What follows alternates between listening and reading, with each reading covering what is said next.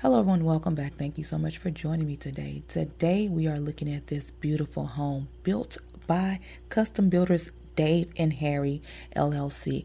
Now this home is going to be in the historic Riverside Terrace, which is going to be in 3rd Ward.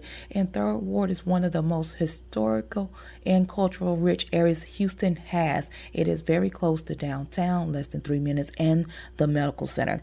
Now, more about this home. It is a 4 to 5 bedroom home. Depends on how you want to use one of the rooms. 4 bathrooms. It is over 3,500 square feet. And the sales price is just a little bit north of $1 million. Now, this home is going to be zoned to Thomas Elementary, Cullen Middle School, and Yates High School. The good thing about this home that, like I said, it is centrally located. It is located in the heart of Houston. If you have any questions regarding this home, this builder, or any other real estate questions, let me know. Enjoy the tour and do me a big favor. Make sure you hit that like, share, and that bell to be notified of weekly tours.